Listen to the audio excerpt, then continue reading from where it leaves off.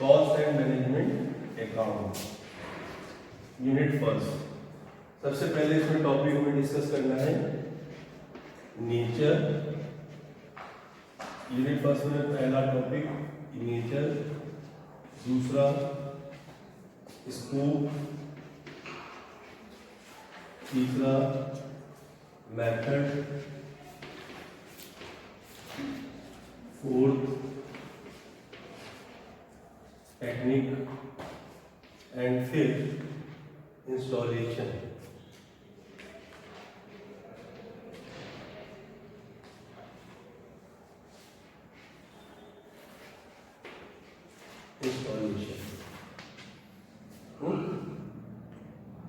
ये चार्ट, ये 1 2 3 4 5 टॉपिक है यूनिट फर्स्ट में। मतलब ये पहला चैप्टर है ना, जो कॉस्ट अकाउंटिंग चैप्टर है पहला वाला यूनिट फर्स्ट में। और सिलेबस के हिसाब से कॉन्सेप्ट भी हो गया, मेथड हो गया, इंस्टॉलेशन का पूरे टॉपिक हो गए, यूनिट फर्स्ट के पूरे टॉपिक हो गए। तो now we start in beginning the scope of the accounting, meaning and definition of the cost accounting,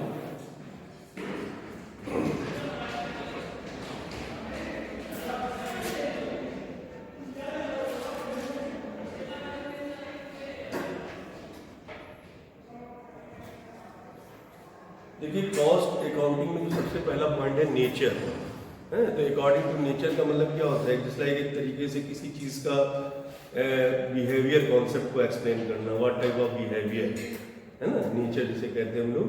तो यहाँ पर जो नेचर का कॉन्सेप्ट है, कॉस्ट का मतलब ये होगा कि किसी भी प्रोडक्ट की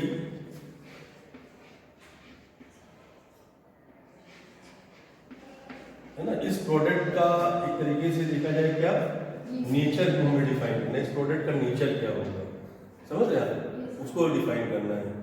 और अंडर द जो कॉस्ट का सिस्टम है, कॉस्ट का मतलब हुआ कि जो basic element of cost concept होता है, किसी भी प्रोडक्ट को हम प्रोड्यूस करते हैं बेटे, उसमें 3 चीजें बेसिक होती हैं एलिमेंट ऑफ कॉस्ट के फॉर्म में, है ना। यूनिट थर्ड में आप पढ़ेंगे भी डिटेल में।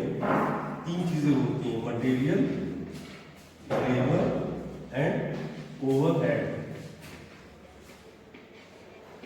इन तीनों चीजों को जब हम मिक्स करेंगे, समझ रहे हैं, तो कोई भी प्रोडक्ट, एनी प्रोडक्ट प्रोड्यूस, जब 3 चीजों को इन्वायरमेंट होगा then produce the any product.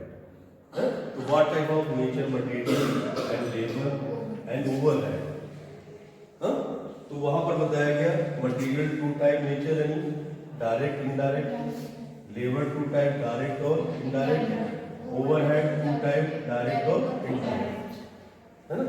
तो किसी भी कॉस्ट का जो नेचर है वो उस पर डिपेंड करता है एलिमेंट ऑफ कॉस्ट पर, किस टाइप का मटेरियल। कोई भी प्रोडक्ट जब हम प्रोड्यूस करते हैं तो हो सकता है उसमें बहुत कॉन्सेप्ट इन्वॉल्व हो रहा हो, मतलब डायरेक्ट के फॉर्म में भी मटेरियल यूज हो रहा हो और इनडायरेक्ट फॉर्म में भी यूज हो रहा हो, ठीक है ना, ठीक है ना। तो जो नेचर की बात की जा रही है, व्हाट टाइप ऑफ नेचर है ना, प्रकृति, तो वो चीज प्रोडक्ट के ऊपर डिपेंड करेगा।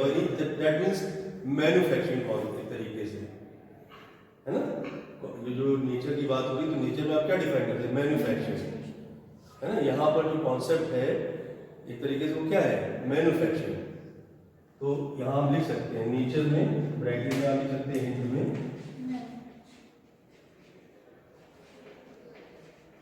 UI, मैन्युफैक्चरिंग, RING कर दीजिए। मैन्युफैक्चरिंग नेचर हो गया एक तरीके से। कॉस्ट जब भी हम डिफाइन करेंगे तो वहां पर वो क्या नेचर आएगा, मैन्युफैक्चरिंग आ जाएगा एक तरीके से। अब बात आती है ये जो मैन्युफैक्चरिंग का जो नेचर बताया कॉस्ट में, कि कॉस्ट मीन्स एक तरीके से मैन्युफैक्चरिंग है ना, तो उसका स्कोप क्या होगा सर। तो स्कोप को जानने से पहले थोड़ा सा जानना जरूरी है कॉस्ट कंसेप्ट के बारे में।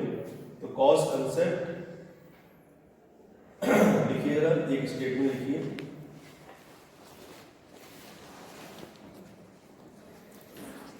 the amount of expenditure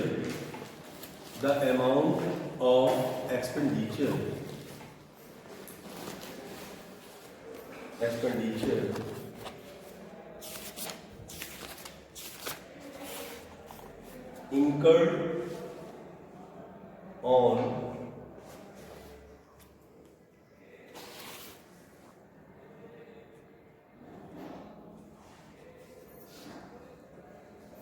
incurred on any product या any attribute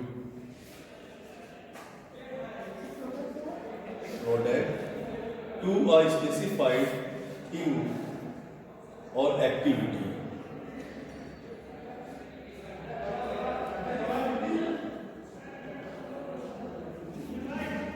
ठीक है। और अगर इसको थोड़ा सा ब्रीफ में और ब्रीफ में एक्सप्लेन करना चाहें तो एक तरीके से इसमें एक स्टेटमेंट हम यहाँ पर लिख सकते हैं।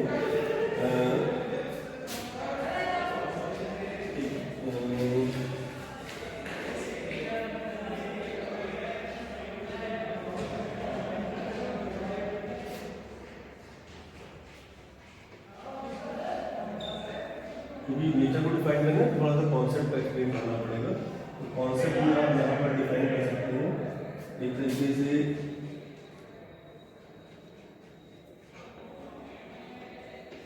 मेजरमेंट ऑफ मॉनेटरी टर्म, एक तरीके से यानी मेजरमेंट ऑफ मॉनेटरी टर्म में उसको डिफाइन करना है। कॉस्ट का मतलब क्या हुआ, पहले जैसे मटेरियल है, लेबर है, ओवरहेड, तो इसका मॉनेटरी टर्म में इसको डिफाइन करना है। That is the nature of the cost जो है वो क्या है, मतलब मॉनेटरी टर्म में डिफाइन करना। जैसे ये है मटेरियल, तो इसका मॉनेटरी टर्म डिफाइन करना है। कॉस्ट का नेचर क्या है कि इसका मॉनेटरी टर्म डिफाइन करना है। ये मोबाइल है, इसका मोबाइल का जो इसमें जो मटेरियल यूज हो रहा है, इसमें जो लेबर लगा हुआ है, इसमें जो ओवरहेड लगे हुए बेटे, उसको मॉनेटरी टर्म में डिफाइन करना है। और डिटेल में मैंने अभी आपको बताया कि the amount of the expenditure incurred on product and any activity. कोई सर्विसेज भी होती है ना भाई, मैन्युफैक्चरिंग एक्टिविटी भी तो होती हैं, तो उन पर जो उनको मॉनेटरी टर्म में डिफाइन करना, that is the nature of. उसके बाद सेकंड चीज यहाँ पर एक वर्ड देखिए, कॉस्ट और कॉस्टिंग दोनों में फर्क है। ये जो मैंने डिफाइन किया क्या था, कॉस्ट है ना। कॉस्टिंग क्या होगा, जस्ट लाइक प्रोसेस कॉन्सेप्ट, एक वर्ड होता है इसमें दो। कॉस्टिंग रिफर टू द या relate to the determination of cost of a product manufacturer or services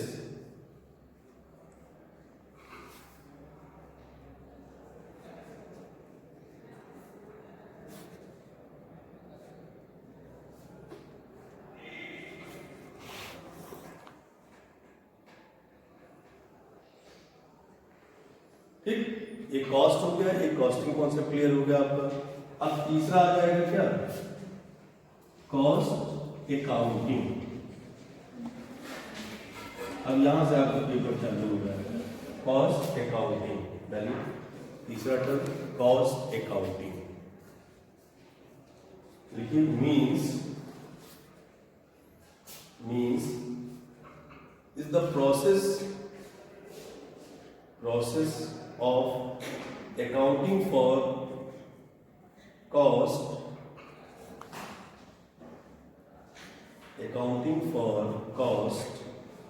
from the point at which expenditure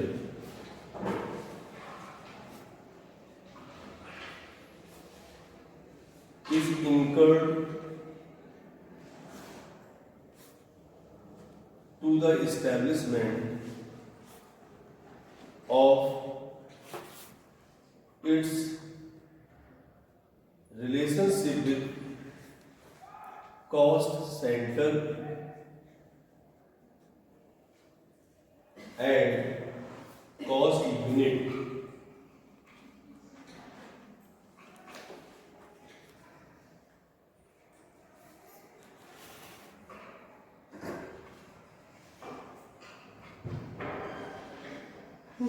ठीक है, तो कहने का मतलब इस स्टेटमेंट को पढ़िए दो बार ध्यान से और देखिए इसमें क्या कंसेप्ट क्लियर हो रहा है, मतलब कॉस्ट अकाउंटिंग का मतलब क्या होगा।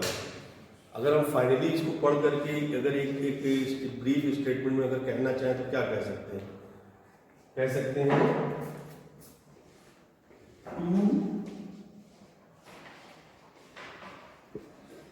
to ascertain the बल्कि असर्टेन और एनालाइजिंग दोनों वर्ड ऐड यूज कर लो, असर्टेन और ascertain and ANALYSISING analysing, ascertaining भी करना है इसमें और एनालाइजिंग भी करना है क्या, ऑफ कॉस्ट, ऑफ कॉस्ट, ठीक है, ठीक, क्लियर। अब इसके बाद एक वर्ड आता है कॉस्ट अकाउंटेंसी। देखिए ये अकाउंटिंग है, ये क्या है, अकाउंटिंग। अब इसके बाद एक वर्ड आता है इसमें कल, कॉस्ट ACCOUNTANCY, कॉस्ट अकाउंटेंसी, ठीक। तो cost accountancy is the application, cost accountancy is the application of costing, cost accountancy is the application of costing, है ना। अब ये एप्लीकेशन कैसे, इसमें क्या क्या आ जाएगा, इसमें आपका ब्रैकेट में लिख लीजिए मेथड, प्रिंसिपल, टेक्निक, है ना, उसमें उसका जो साइंस कॉन्सेप्ट है वो, art, controlling concept,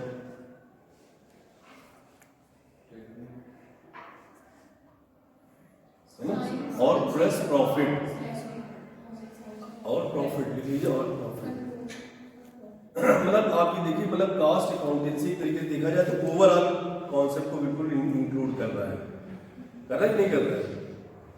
cost accountancy जो कॉन्सेप्ट है वो जितनी चीजें आपने इंडिविजुअल पढ़ी अलग अलग, उन सब को कवर कर रहा है। मतलब manufacturing costing refer to the या relate to the determination of cost of a product manufacturer or services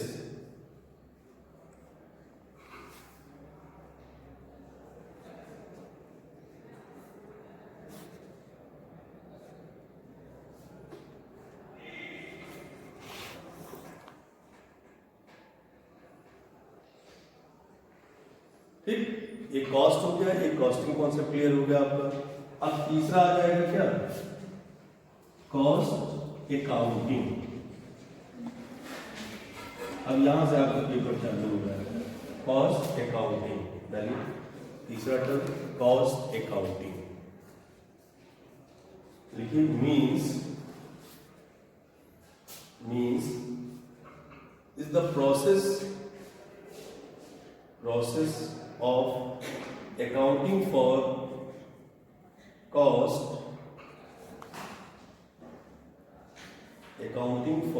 cost from the point at which expenditure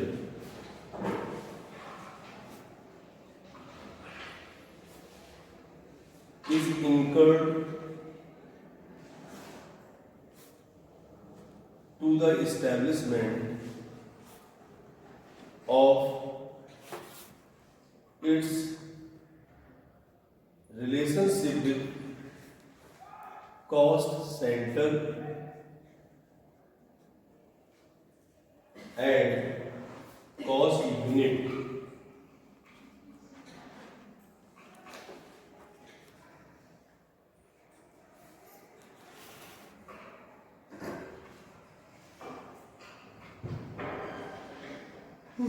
ठीक है, तो कहने का मतलब इस स्टेटमेंट को पढ़िए दो बार ध्यान से और देखिए इसमें क्या कंसेप्ट क्लियर हो रहा है, मतलब कॉस्ट अकाउंटिंग का मतलब क्या होगा। अगर हम फाइनली इसको पढ़ करके अगर एक ब्रीफ स्टेटमेंट में अगर कहना चाहें तो क्या कह सकते हैं, कह सकते हैं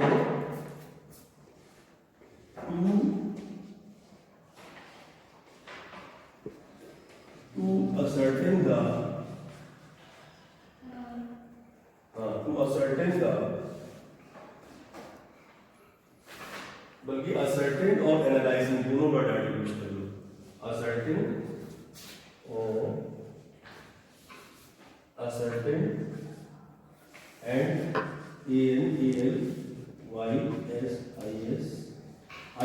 analyzing असर्टेन भी करना है इसमें और एनालाइजिंग भी करना है क्या ऑफ कॉस्ट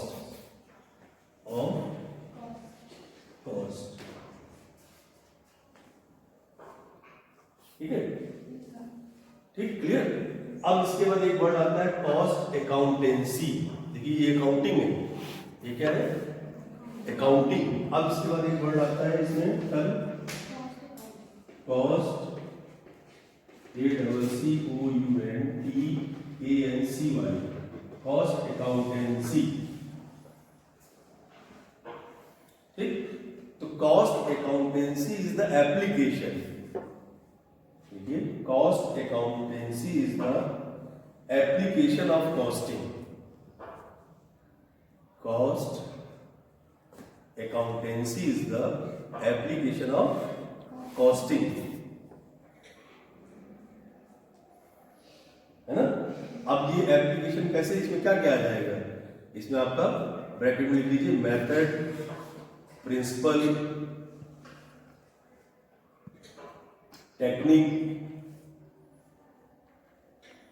है ना। उसमें उसका जो साइंस कॉन्सेप्ट है वो, आर्ट, कंट्रोलिंग कॉन्सेप्ट,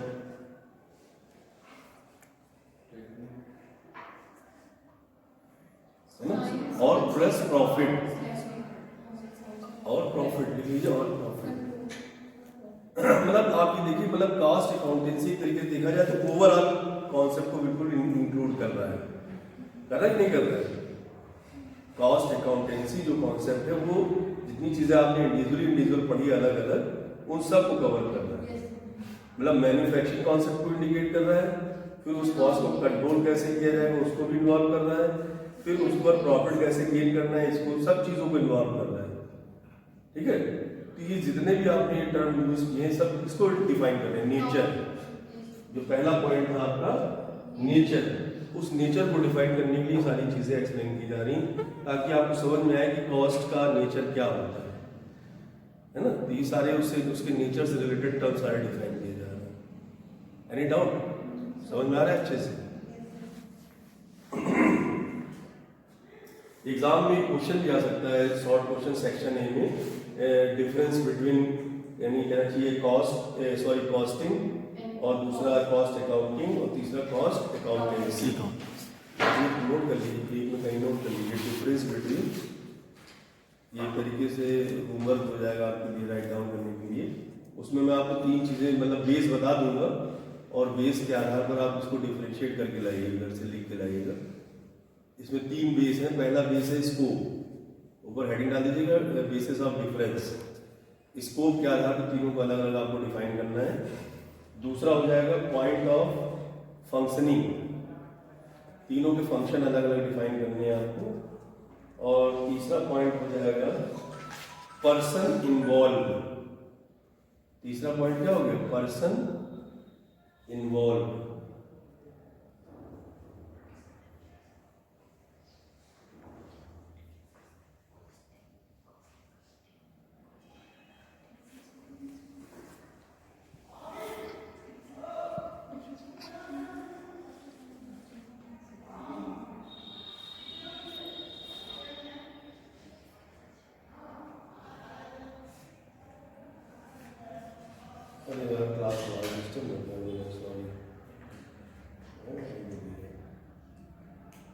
ठीक है भाई, तो समझ में आई बात। ये तीन चीजें हैं, तीन बेसिस हैं जिन पर आपको इन तीनों को, जितना मैंने अभी एक्सप्लेन किया, अगर आपको अच्छे समझ में आ गई होगी। और जैसा कि मैं पहले भी आप मेरे पहले भी क्लास ले चुके हैं ना, कि पहली बार ले रहे हो, इससे पहले भी हमने पढ़ाया और किसी सेमेस्टर में आपको नहीं पढ़ाया, उनके थ्रू पढ़ाया है। तो आपको याद होगा मेरा एक नेचर है, मैं हमेशा कहता हूँ क्लास में, पहली क्लास में जरूर बताता हूँ कि self study is very important है। और without books it can't possible है, तो बुक होना बहुत जरूरी है आपके पास। ठीक, उसको मेरे सामने खोलना नहीं जरूरी है, जब हम कहेंगे तभी खोलना जरूरी है, लेकिन आपके पास बुक होनी चाहिए प्रॉपर। ठीक, ठीक है। तो मेरे आने से पहले और मेरे जाने के बाद उसको खोलिए, नो प्रॉब्लम, या जब हम कहें तब खोलिए, और जब तक हम पढ़ाएं तब तक हम जो पढ़ा रहे हैं उसको आप राइट डाउन करिए, समझिए अच्छे से। सर एक बुक सजेस्ट कर दीजिए आप अपनी तरफ से। मैंने अभी ली नहीं, तो आप एक बुक सजेस्ट कर दीजिए अपनी तरफ से। मैं बता दूंगा अभी।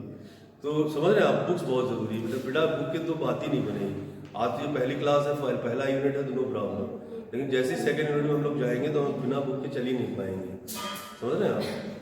तो अगर अच्छे से पढ़ना चाहते हो तो बात समझ रहे हैं, बुक बहुत ज़रूरी है। सेल्फ स्टडी, अगर आप सेल्फ स्टडी करके आएंगे तो मेरा वादा है कि मैं जो भी चीज़ें आपको बताऊँगा वो आपके बहुत अच्छे से बैठ जाएंगी दिमाग में। और इतने पीरियड ऑफ टाइम में, इतने सेमेस्टर में आपने ये चीज़ नोटिस की होगी पिछले 4 सेमेस्टर में, कि जो यहाँ होता है वही लिख के आते हैं आप, है ना। नोट्स सिर्फ इसलिए बनाए जाते हैं क्योंकि रिवीजन के पॉइंट ऑफ व्यू से, क्योंकि ढेर सारे पेपर होते हैं, ठीक है। तो आने वाली जो एजुकेशन पॉलिसी है उसमें ये भी प्रॉब्लम मोदी ने सॉल्व कर दिया कि जिसमें आपका इंटरेस्ट हो वही पढ़िए, हाँ। जरूरी नहीं कि केमिस्ट्री के साथ फिजिक्स भी पढ़िए, अगर केमिस्ट्री में इंटरेस्ट है तो केमिस्ट्री पढ़िए आप, फिजिक्स को ज़बरदस्ती ढोइए नहीं, ओके, ठीक है। तो जब तक नहीं ये इम्प्लीमेंट हो रहा तब तक जैसा मैं बता रहा हूँ वैसा आप करिए, ठीक। पढ़ के आइए, self study is very important. और एनी कोई पेपर हो, ऐसा नहीं मेरे ही पेपर में, सब पेपर में बहुत इंपॉर्टेंट है। जब भी टीचर आपको एक्सप्लेन करेगा आपको समझ में आएगा, ठीक है।